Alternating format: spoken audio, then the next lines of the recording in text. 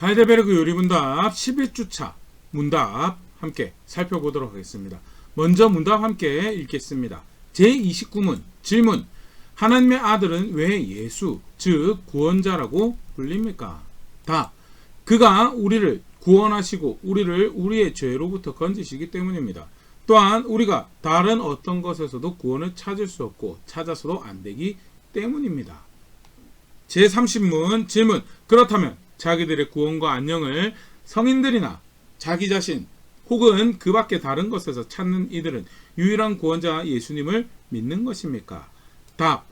아닙니다. 그들은 비록 말로 예수님을 자랑해도 행위로는 예수님이 유일한 구원자이심을 부인하기 때문입니다. 예수님을 완전한 구원자로 여기지 않던지 또는 그를 구원자로 영접하는 이들은 구원에 필요한 모든 것을 그분에게서만 찾든지 둘 중 하나입니다. 우리가 사도신경에서 확인하고 있는 간단한 하나님에 대한 가르침을 쭉 살펴보고 있는데요. 지난주까지는 전능하신 창조주 하나님 아버지를 믿습니다라는 대목에 대해서 우리가 살펴봤더니요. 이제 이번 주부터는 그의 아들 예수 그리스도를 믿습니다라는 대목이죠. 먼저 구원자라고 불려 유일한 구원이라고 가르치는 그 예수님에 대해서 간단하게 성경에 가르치는 바를 이제 요약해서 소개하고 있는 그런 문답인데요. 오늘 그 부분 함께 생각해 보도록 하겠습니다. 먼저는 다시 한번 우리 앞서 살펴봤었지만요. 구원이 필요한 우리의 상태가 그리고 사실 그 구원의 조건을 충족시키는 유일한 구원자가 예수님이었다는 사실 다시 한번 살펴볼 텐데요. 먼저 하나님께서 사람을 만드시고요. 사람에게 명령을 주셨죠.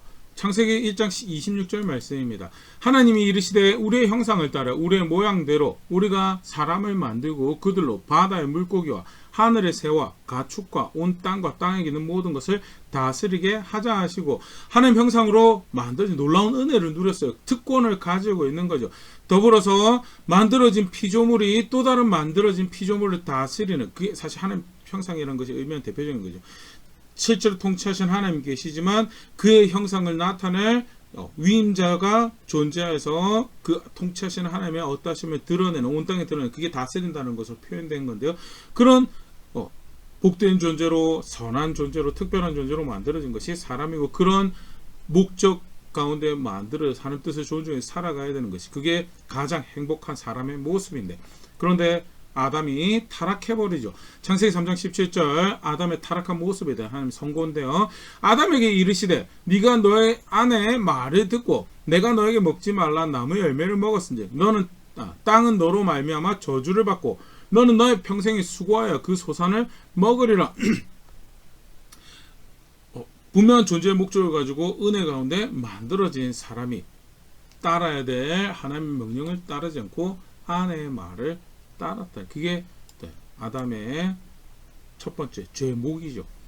먹지 말란 하나님의 말씀을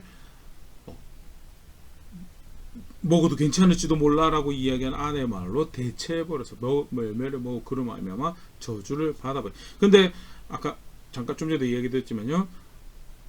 똑같이 만들어진 피조물이지만 위임받은 피조물이었기에 그의 범죄를 통해서 벌이 내려지는 것은 그의 책임하에 있던 모든 것들이 함께 벌을 받는 그게 이제 저주를 받았다라고 표현되어 있는 것. 대표적인 벌이 죽음이 사망이 그 그림자를 단순히 육체의 마지막으로 죽음으로 끝나는 뿐만 아니라 그 삶의 그림자 가운데 살아가게 되는 일이 발생하는 창세기 3장 19절입니다. 내가 흙으로 돌아갈 때까지 얼굴에 땀을 흘려야 먹을 것을 먹으리니 네가 그것의 취함을 입었음이라 너는 흙이니 흙으로 돌아갈 것이니라 하시니라 하면서 생존을 위해서 열심히 땀을 흘려야 되는데 결국 그 결과가 뭐냐 흙으로 돌아가는 것이고 그래서 사망의 그림자들은 저주에 들여주진 그런 삶을 살아가게 되며 죽음 이후에 영원한 형벌로 마무리되어지는 것이 사람의 모습이죠. 로마서 5장 12절 그러므로 한 사람으로 말미암아 죄가 세상에 들어오고 죄로 말미암아 사망이 들어왔느니 이와 같이 모든 사람이 죄를 지었으므로 사망이 모든 사람에게 이르렀느니라. 아담의 범죄로 인해서 죽음이 온 땅에 드리워지게 되는 그런 문제가 발생을 합니다. 그런데 더 심각한 문제는 이 문제를 해결할 수가 없더라라는 거죠. 이 문제를. 아담의 후손으로 태어난 사람들이 타락한 본성을 가지고 살아가며 하나님의 영광에 이르지 못했다라는 것이 사실 살아온 역사가 확인하는 바고 성경이 가르치는 바죠. 로마서 3장 23절 모든 사람이 죄를 범하였으며 하나님의 영광에 이르지 못하더니 모든 사람이 죄를 범해서 하나님의 선함의 그 안식의 그 평화에 그 하나님의 영광에 이르지 못했다라고. 근데 곰곰이 생각해 보면 모든 사람이 나빴던 거는 모든 경우에 나빴던 거 어떤 선도 좀 하고 괜찮은 일도 좀 한 사람들도 소위 말하는 업적들도 남긴 사람들이 많고 단순히 어떤 세속적인 성취 뿐만 아니라 이타적인 삶으로 여러 사람들이 감흥이 되는 영감이 되는 그런 일들을 한 사람들도 있지 않습니까? 있죠. 문제는 뭐냐? 갈라디아서 3장 10절 무릇 율법 행위에 속한 자들은 저주 아래 있나니 기록된 바 누구든지 율법책에 기록된 대로 모든 일을 항상 행하지 아니하는 자는 저주 아래 있는 자라 하였음이라 하면서 법이 존재합니다. 법이 존재해서 법에 의해서 의롭다라고 법에 의해서 문제가 없다라고 여겨지려면 모든 일을 항상 법대로 해야 되는데 모든 일을 항상 법대로 하는 모든 일을 항상 하나님의 법대로 하는 사람이 있던가에 대해서 없더라라는 것. 그렇기 때문에 모든 사람이 죄를 범했고 모든 사람이 범죄한 하나님 앞에서 죄인이라고 여겨지는 하나님 앞에서 의롭다고 여겨질 수 있는 사람이 없고 그래서 자기 자신의 죄에 대한 대가를 지불하기 스스로도 충분하지 않고 그런 상황에서 다른 사람의 죄를 해결할 그런 경황 없죠. 자기 자신의 죄. 아울러서 그 사람의 그 죄에 대한 속전을 지불할 수 있는 것 그조차 없더라. 시편 49편 7절 8절 말씀입니다. 아무도 자기 형제를 구원하지 못하며 그를 위한 속전을 하나님께 바치지도 못할 것은 그들의 생명을 속량하는 값이 너무 엄청나서 영원히 마련하지 못할 것이므로 문제적 사람 하나님 앞에서 죄인이라고 그 죄의 대가를 치불해야 되고 그 죽음이라는 형벌로 이미 판결이 땅땅땅 났어요. 속전을 지불하면 해결했는데 생명을 속량하는 값은 지불할 수 있느냐? 없어요.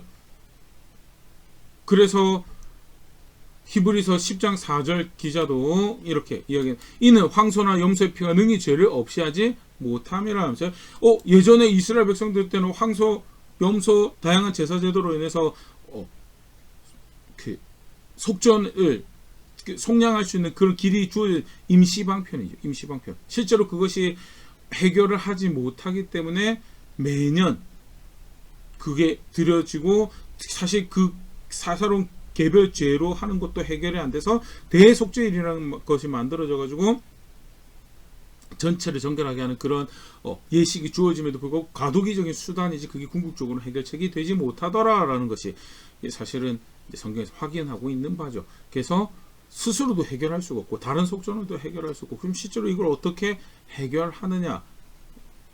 사람으로서 사람을 대신할 수 있는 그 의로움이 성취될 수 있는 사람, 완전한 사람이자 더불어서 본인이 죄가 없어야 되죠. 그래서 완전한 사람으로 또 사람이 지불할 수 없는 속전을 지불할 수 있는 신성한 존재여야 되고 그래서 완전한 사람과 완전한 하나님으로 예수님께서 오시고 그래서 예수님이 하나님께서 보여주신 유일한 해결책이죠. 갈라디아서 4장 4절 5절 말씀입니다. 때가 참에 하나님이 그 아들을 보내사 여자에게서 나게 하시고 율법 아래에 나게 하신 것은 율법 아래에 있는 자들을 속량하시고 우리로 아들의 명분을 얻게 하려 하심이라. 법의 정의를 충족시키기 위해서 하나님께서 정하신 때 하나님의 아들을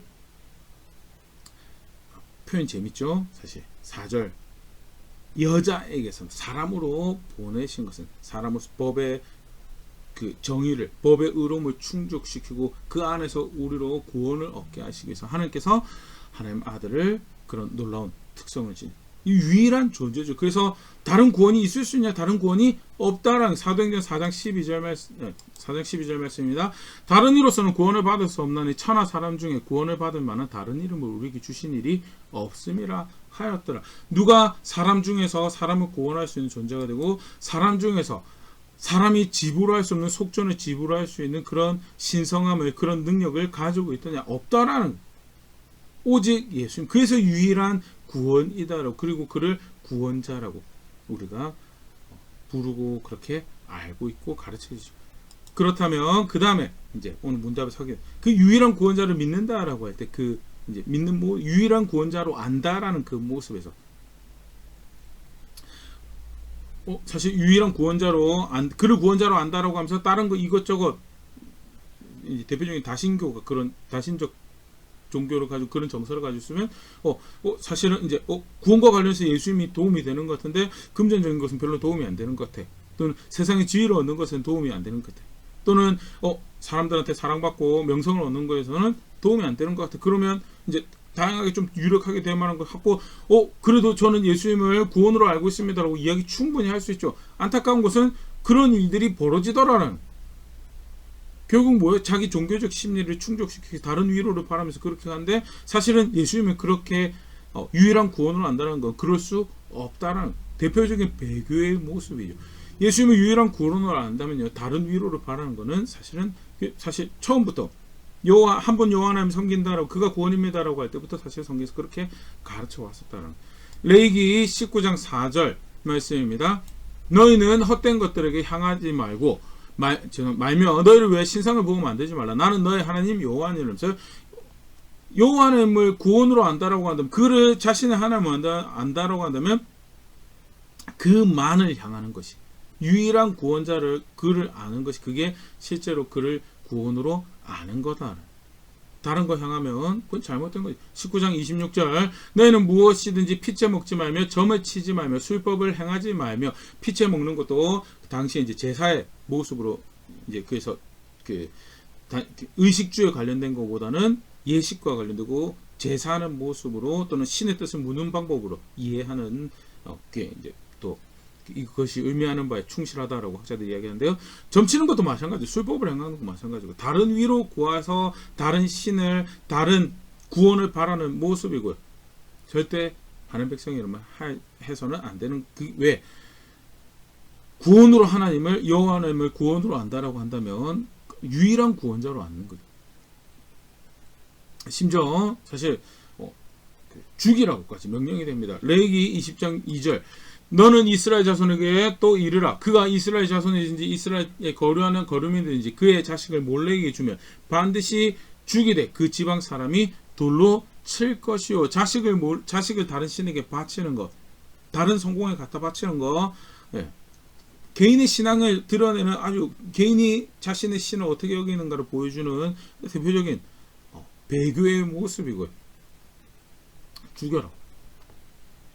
20장 6절 접신한 자와 박수무당을 음란하게 따른 자에게는 내가 진노하여 그를 그의 백성 중에서 끊으리니 하나님께서 죽여버리겠다라는 거죠.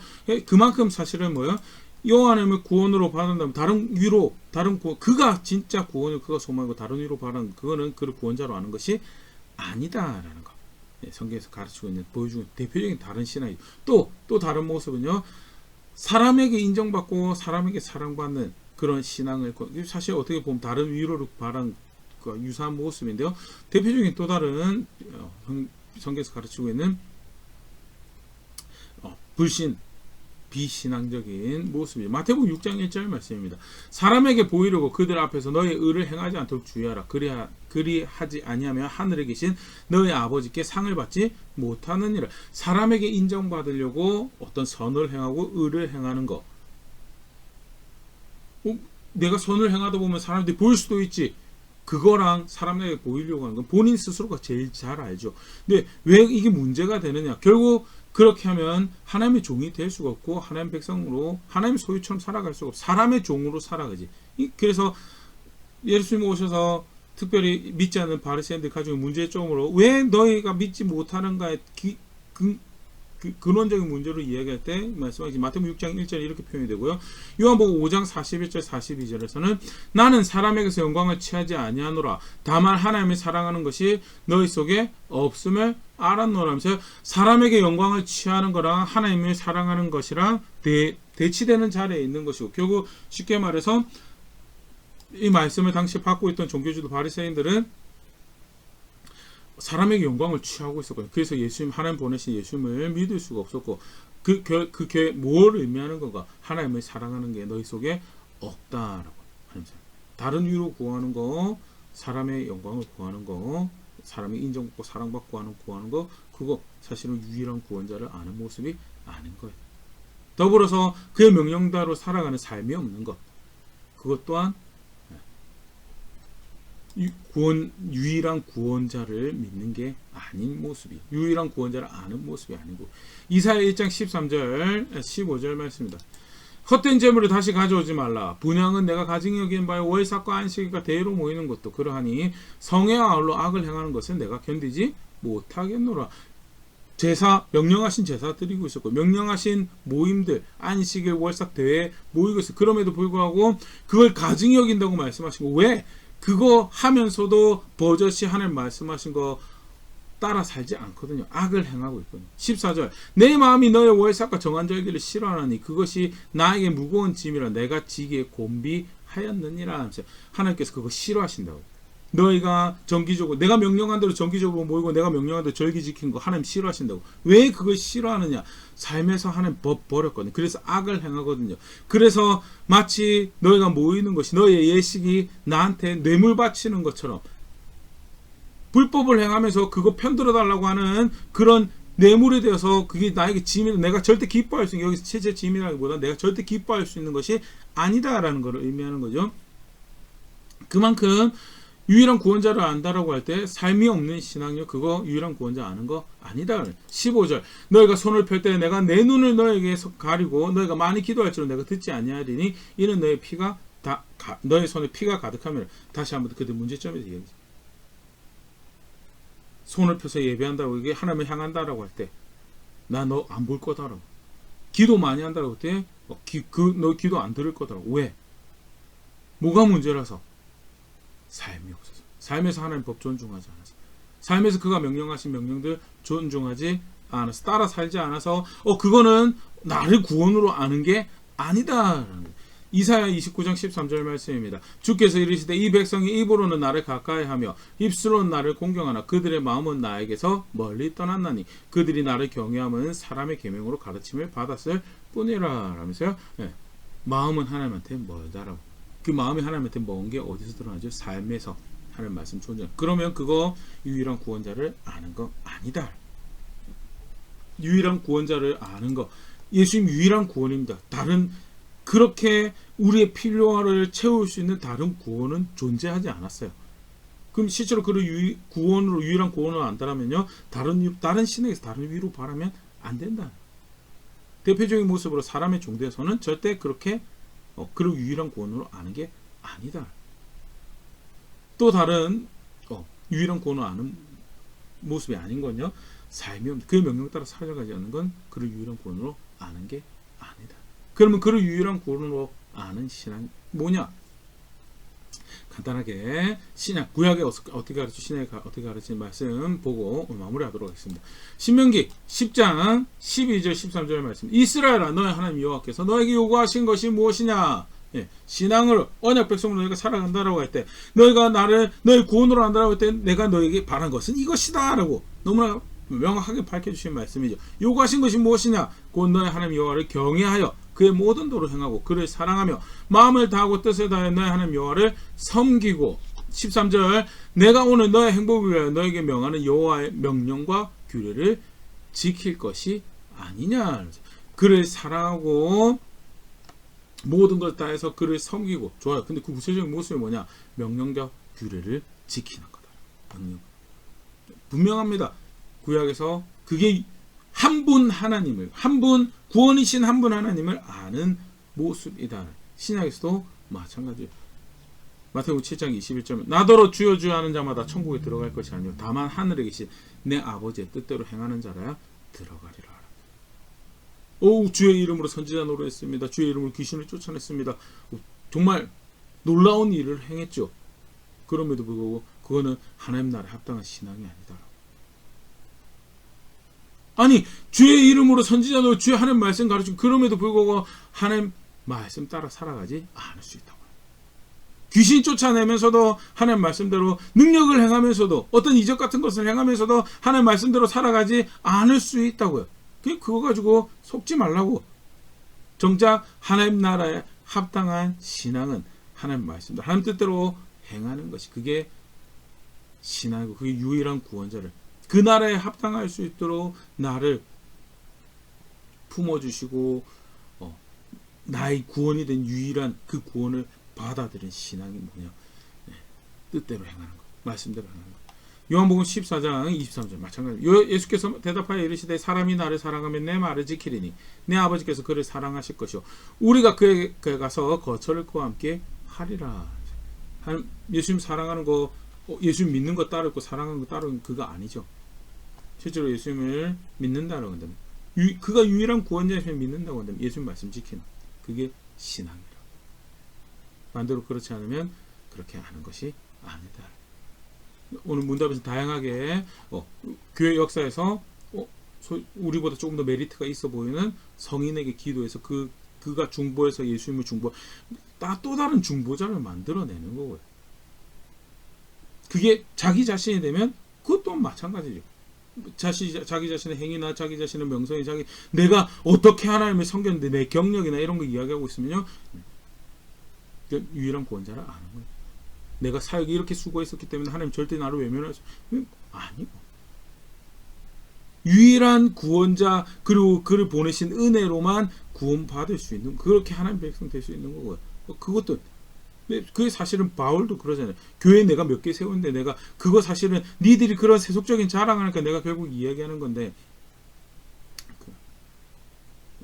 오히려 다 이뤘다고 생각하지 않고 내가 더욱더 달려가야 돼. 표들에 가서 열심히 나를 정진해 갈 것이고 내 육체를 치는 싸움은 내가 해갈 것이다 라고 이야기하는 게 바로 고백이고, 그 신앙이죠.